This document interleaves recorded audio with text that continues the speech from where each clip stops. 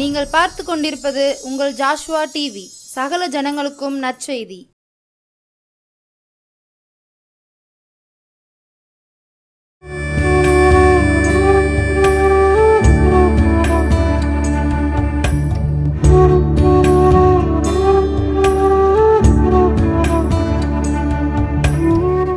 ஆண்டவரும் உலக இரட்சகருமாகிய இயேசு கிறிஸ்துவின் நாமத்தினாலே இந்த ஜெப வேளையில் உங்கள் யாவரையும் வரவேற்கிறேன். என் அன்பு கர்த்தருடைய பிள்ளைகளே, உங்கள் ஜெபம் விலையேற பெற்றது. உங்களுடைய ஜெபத்தினால் தேவன் பெரிய காரியங்களை செய்ய வல்லமை உள்ளவர். ஆமேன்னு சொல்லுங்களேன். பக்கத்தில் அவங்க யாராவது இருந்தாங்கன்னா அவங்க கையை பிடி சொல்லுங்களேன், உன் ஜெபம் பெருசுமா, உன் ஜெபம் பெருசு தான் ஆண்டவருக்கு. மற்றவங்களுக்கு நீங்கள் உங்களுடைய ஜெபமும் நீங்களும் ஒரு வேளை பெரிதாக தெரியாமல் இருக்கலாம். ஆனால் கர்த்தருக்கு நீங்கள் பிள்ளைகள், சேனைகள் கர்த்தருடைய பிள்ளை என்பதை நீங்கள் மறந்து விடாதீர்கள். தேவன் உங்களுடைய ஜெபத்தின் மேல் ஆசையாக இருக்கிறார். அவர் சொல்ல இருக்கிறார் பாருங்களேன், நான் உங்களுக்கு கட்டளையிட்ட யாவையும் அவர்கள் கை கொள்ளும்படி அவர்களுக்கு உபதேசம் பண்ணுங்கள். இதோ உலகத்தின் முடிவு பரியந்தம் சகல நாட்களிலும் நான் உங்களுடனே கூட இருக்கிறேன் என்று வாக்கு பண்ணியிருக்கிறார். வாக்கு மாறாத வல்லமை உள்ள இயேசு ரட்சகர். அந்த தெய்வத்தை முதலாவது நாம் ஜபித்து 2 ஜப குறிப்புகளுக்காய் ஜபித்து இந்த கர்த்தருடைய வார்த்தைக்கு நேராக சொல்ல இருக்கிறேன். என்னோடு சேர்ந்து ஜபிங்க ஐயா. அம்மா ஐயா, இன்னைக்கு 1 நிமிஷம் நீங்கள் ரொம்ப ஜெபம் பண்ணாண்டா ஐயா, 1 நிமிஷமாவது ஜெபம் பண்ணி பாருங்களேன். கண்ணையை மூடுங்களேன் ஐயா. இன்னைக்கு அநேக குடும்பம் பிரச்சனையோடு இருக்குது.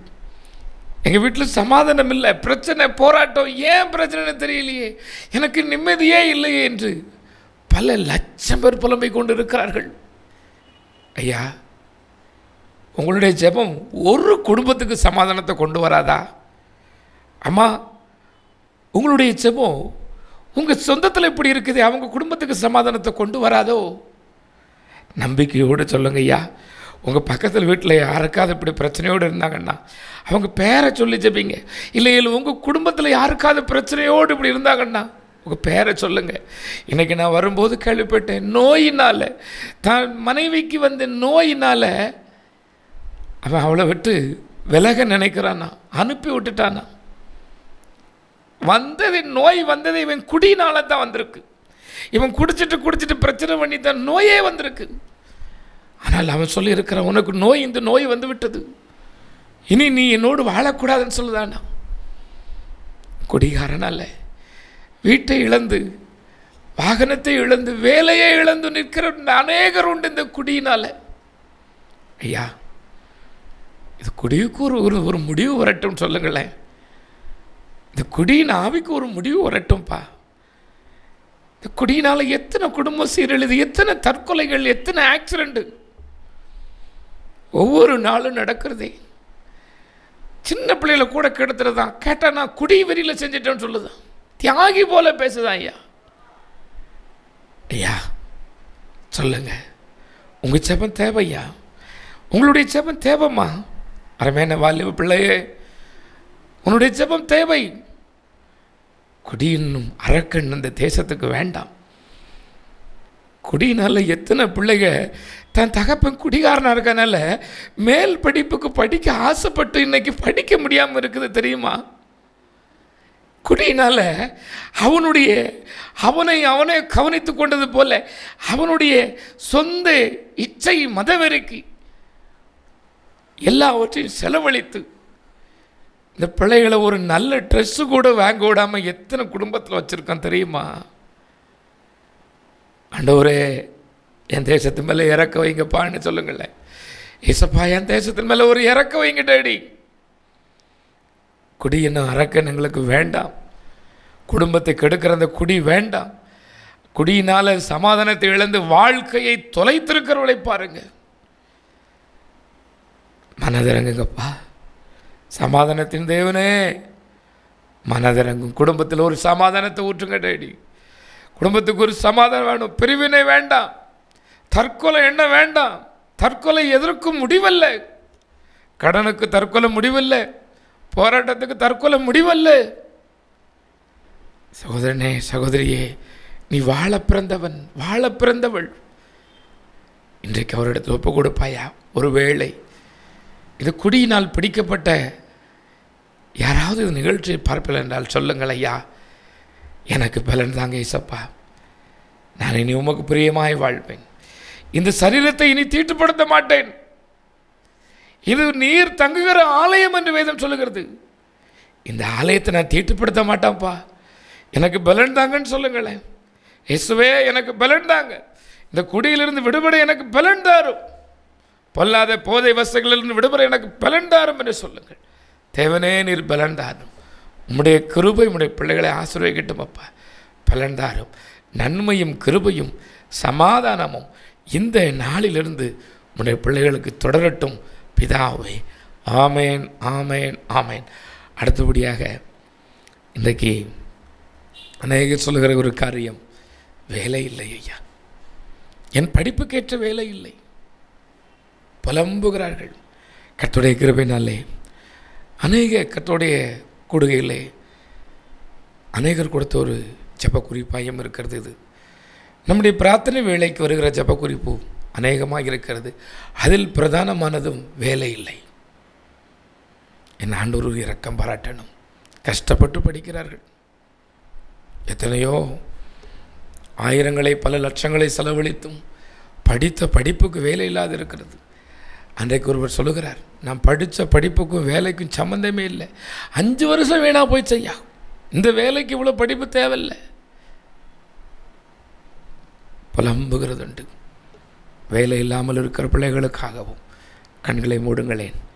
உங்கள் தெருவில் யாராவது இருப்பாங்கன்னா அவங்களுக்கு சொல்லுங்க, ஐயா ஆமாம் ஐயா, நிறைய படிச்சுட்டு கொத்தனாருக்கு கையாளாக போய்கிட்டு இருக்கான், சொல்லுதான், கொத்தனாருக்கு கையாளாக போகிறதுக்கு நான் ஏன்னா இவ்வளோ படிக்கணும், எங்கள் அம்மா என்ன எவ்வளோ படிக்க வச்சு தெரியுமா, எவ்வளோ கஷ்டப்பட்டு தெரியுமான்னு யார்ட்டையாவது நீங்கள் பேசி பாருங்கய்யா, அவனுடைய வலி வேதனை உங்களுக்கு தெரியும். ஹாஸ்டலில் தங்கி எங்கள் அம்மா கஷ்டப்பட்டு கம்மலை முதற்கொண்டு அடமான வச்சு எனக்கு ஹாஸ்டல் ஃபீஸ் கட்டினாங்க, எனக்கு வேலை இல்லையே, இப்போ நான் கொத்தனாருக்கு கையாளாக போய்கிட்டு இருக்கேன். எத்தனை பேர் புலம்புதாங்க தெரியுமா? என் அன்பு கர்த்தருடைய பிள்ளையே, உங்களுக்கு ஒரு வேலை, நல்ல வேலையை தேவன் தந்திருப்பாரானால் உங்களை தேவன் எவ்வளவாய் நேசித்து உங்களுக்கு தந்திருக்கிறார். உங்களுக்கு கீழ் உள்ளவங்களை நினைங்க ஐயா, தேவனே படித்த படிப்புக்கேற்ற வேலையை தாரும், அந்த பிள்ளையுடைய ஏக்கத்தை பாரும். கடந்த நாளில் ஒரு சம்பவத்தை பார்த்தேன். போலீஸ் அதிகாரியாக ஆகணும்னு விரும்பினாரா அந்த நபர், ஆக்சிடெண்ட்டில் இறந்து போயிட்டார். உடல் உறுப்புகளை எல்லாம் தானம் செய்த அந்த குடும்பம், செத்து போன அந்த மகனுக்கு அந்த போலீஸ் ட்ரெஸ்ஸை போட்டு அழகு பார்த்தது, செத்து போன மகனுக்கு. இன்னைக்கு இருதயத்தில் செத்தவங்க பல லட்சம் பேர் இருக்கிறாங்க ஐயா. நல்ல வேலைக்காக வைராக்கியமாய் படித்து வைராக்கியமாய் வாழ்ந்தவர்கள் சூழ்நிலையின் காரணமாக, பிரச்சனையின் காரணமாக அந்த வேலைக்கு போக முடியாமல் இருதயத்தில் செத்து போய் இருக்கிறவங்க பல லட்சம் பேர் இருக்கிறாங்க. தேவன் உங்களுக்கு நல்ல வேலையை தந்திருக்கிறார். இயேசுவே, அந்த கனவுகள்லாம் எப்படி இருக்கும் தெரியுமா? எத்தனையோ நாள் தூங்காமல் நான் இந்த அதிகாரியாக வேண்டும், இந்த ஒரு நல்ல ஒரு வேலைக்கு செல்ல வேண்டும், தூங்காமல் சாப்பிடாமல் இருந்து படித்து மனநலம் பாதிக்கப்பட்டவர்களை கூட அநேகர் ஆந்தி கொண்டு இருக்கிறார்களே.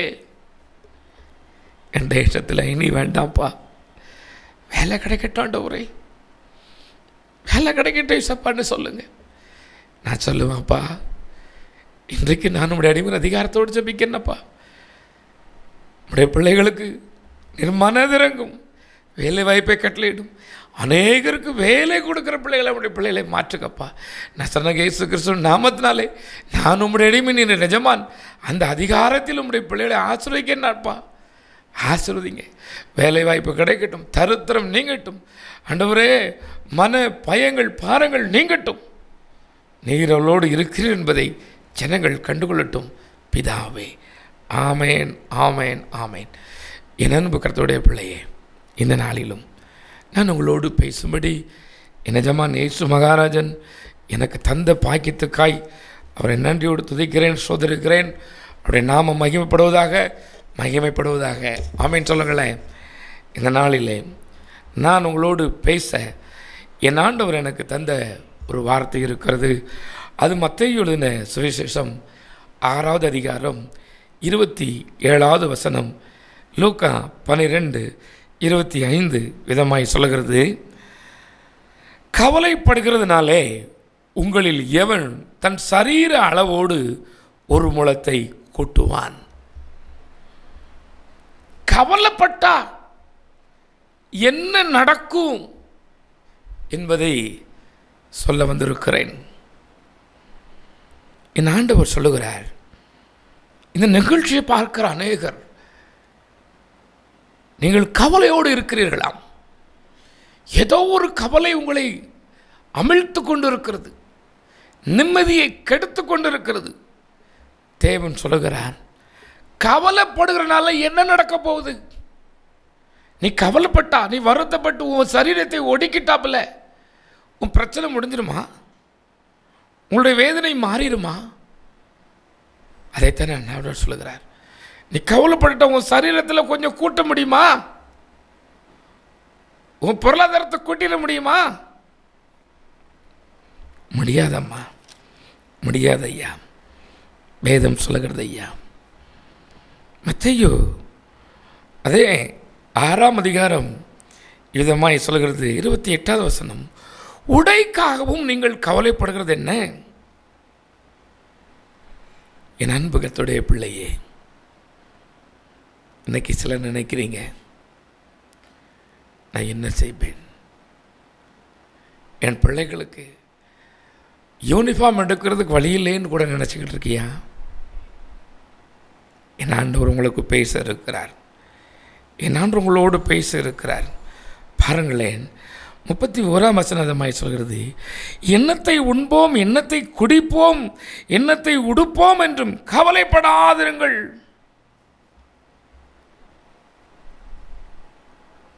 என் அன்பு கர்த்தருடைய பிள்ளையே, தேவன் சொல்லுகிறார் கவலைப்படாதிருங்கள் என்று சொல்லி.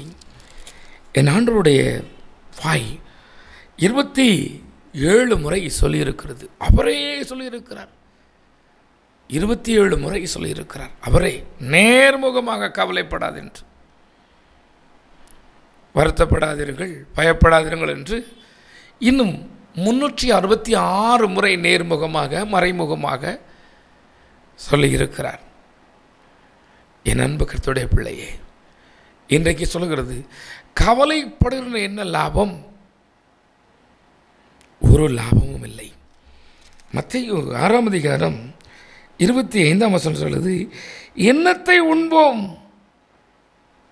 உங்கள் ஜீவனத்துக்காக எண்ணத்தை உடுப்போம் என்று உங்கள் சரீரத்துக்காகவும் நீங்கள் கவலைப்படாதிருங்கள் என்று வேதம் விதமாய் சொல்லுகிறது.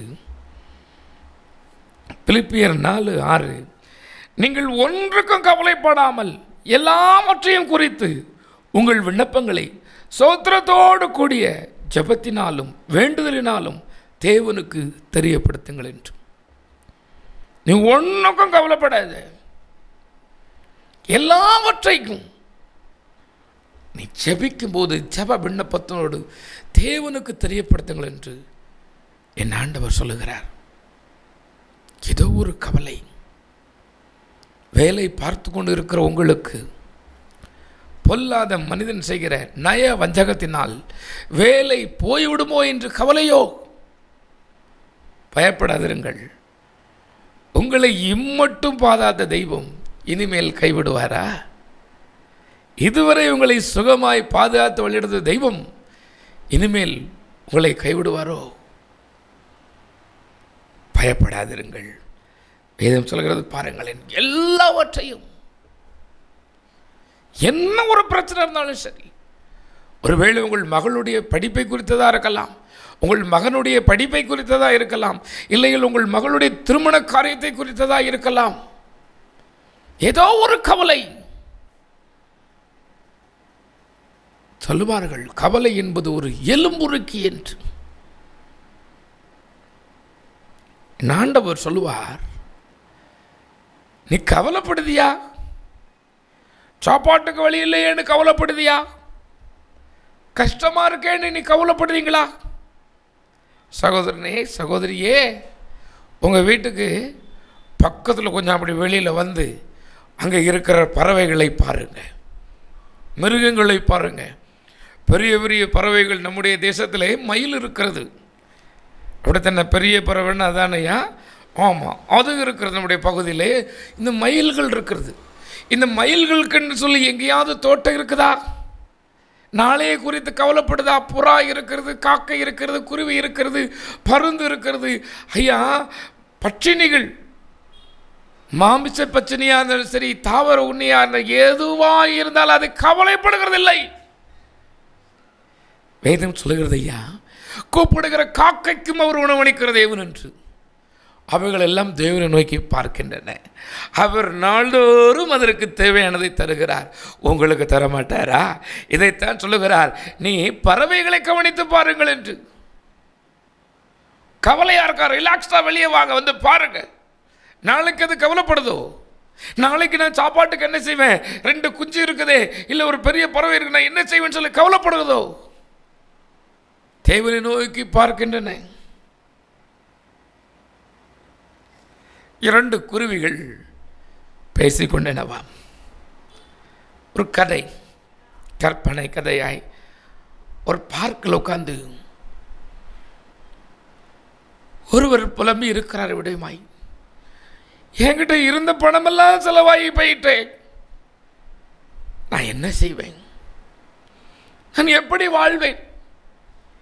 என்ன செய்வேன் என்று புலம்பிக் கொண்டிருக்கிறார் ஒரு மனிதர். இன்னொரு இடத்துக்கு போயிருக்கு ஒரு குருவி.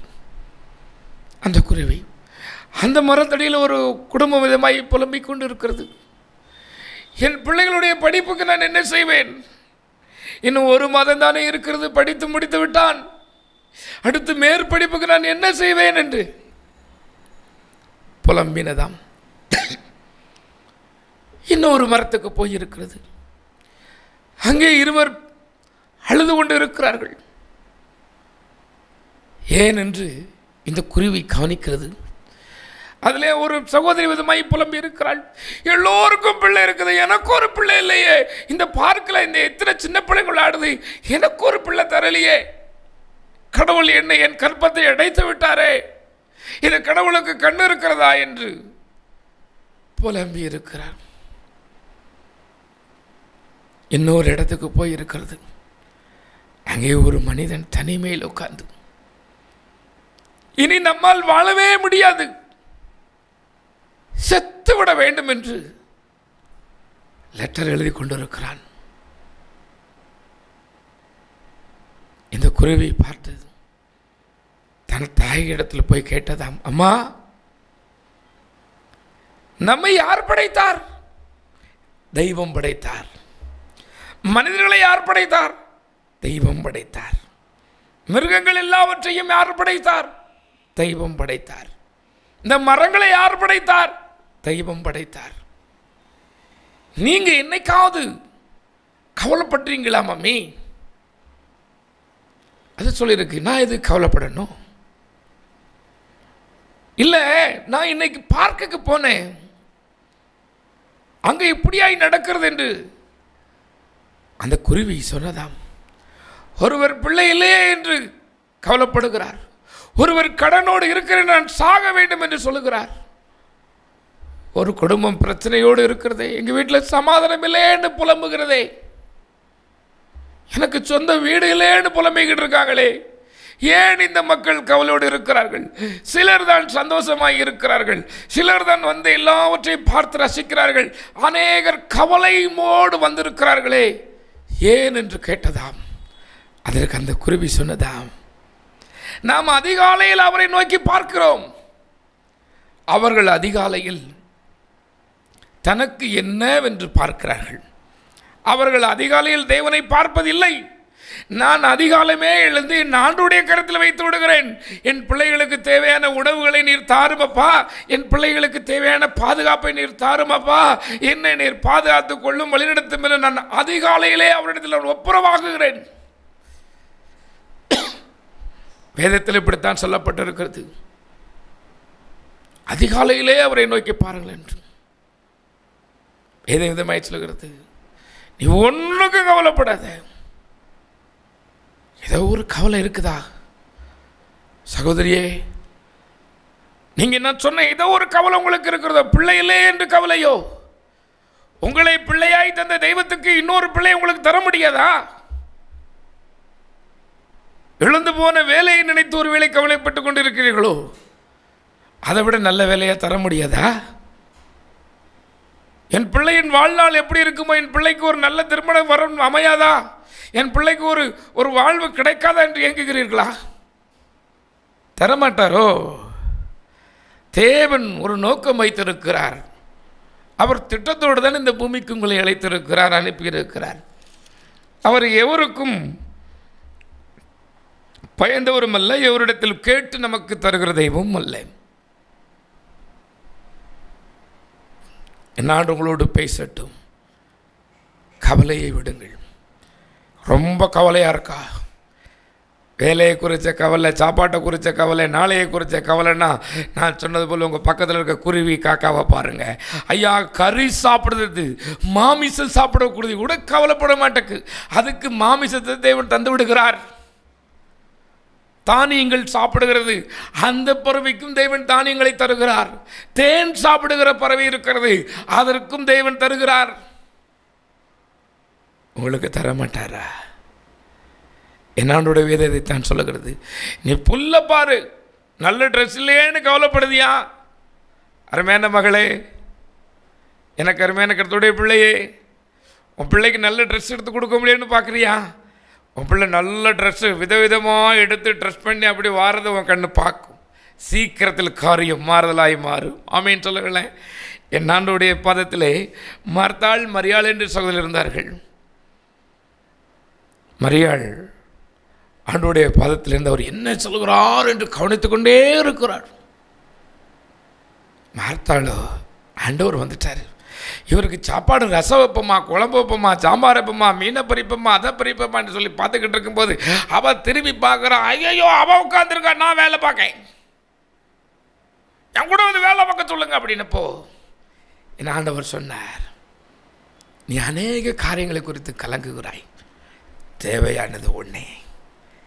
இன்னைக்கு நான் சொல்லுது, என் அன்பு சகோதரனே, சகோதரியே, நீயும் தேவையில்லாத அநேக காரியங்களை குறித்து கவலைப்பட்டு கொண்டு இருக்கிறாய். நடக்காததை குறித்து கவலைப்பட்டு கொண்டு இருக்கிறாய். இப்படி நடக்குமோ என்று நீயே கற்பனை பண்ணியும் கவலைப்பட்டு கொண்டு இருக்கிறாய். உன் கவலைகளை மாற்ற, உன் வேதனைகளை வருத்தத்தை நீக்க ஆண்டவர் உங்களுக்கு நன்மை செய்ய போதுமானவராய் இருக்கிறார். கண்களை மூடுவீர்களா? இன்றைக்கு வேதம் சொல்லுகிறது, 1 பேதுரு 5:7 சொல்லுகிறது, அவர் உங்களை விசாரிக்கிறவரானபடி உங்கள் கவலைகள் எல்லாம் அவர் மேல் வைத்து விடுங்கள் என்று. என்ன கவலையாக இருந்தாலும் சரி, என்ன கவலையாக இருந்தாலும் சரி, அது எனக்கு உன்னுடைய கவலை, வேதனை, வருத்தத்தை இயேசு கிறிஸ்து மேல் வைத்து விடு. உனக்கு நீ கவலைப்படுகிற ஆள் இல்லை, நீ கவலைப்பட வேண்டும் என்று தேவன் விரும்பவில்லை. உன் கவலைகளை மாற்ற, உன் கஷ்டத்தை நீக்கத்தான் தேவன் இந்த பூமிக்கு வந்தார். அவர் சொல்லுகிறார், என் மேல வச்சிரு, நீ சுமக்காத. கண்களை மூடுங்களேன். அப்பா, இந்த நாளிலே அநேக கவலையை உலகம் தந்து எங்களை நெருக்கிற்று. உலக பிரகாரமான கவலைகளை கொடுத்து எங்களை இதுவரை அமிழ்த்து போட்டு விட்டதையா. என்னுடைய கவலையை, வேதனை, வருத்தத்தை சிலுவையில் நீர் சுமந்து தீர்த்தீரே, அதை நான் நினைக்கிறேன். இனி நான் கவலைப்படுகிறவன் அல்ல, இனி நான் கவலைப்படுகிறவன் அல்ல. எல்லாவற்றையும் நீர் பார்க்கிற தெய்வம் என்பதை நான் அறிந்து கொண்டேன். என்னுடைய பிரச்சனையை பாருங்கப்பா, வேலையில் எனக்கு இருக்கிற பிரச்சனையை பாருங்க, சரீரத்தில் எனக்கு இருக்கிற பிரச்சனையை பாருங்க, குடும்பத்தில் எங்களுக்கு இருக்கிற பிரச்சனையை பாருங்க, எங்கள் இடத்தின் மேல் இருக்கிற பிரச்சனையை பாருங்க. தேவனே, இனி நான் இதை சுமக்க கூடாதப்பா, உம்முடைய கரத்தில் வைக்கிறேன், நீர் பார்த்து கொள்ளும் சொல்லுவீர்களா? எஸ்ஸப்பா, என் கவலை வருத்தத்தெல்லாம் உண்மை மேலே வைக்க சொல்லியிருக்கீங்க. இன்றைக்கு உம்மிடத்தில் நான் ஒப்புவித்து விடுகிறேன். எனக்கு சமாதானத்தை தாரும் என்று சொல்லுங்களேன்.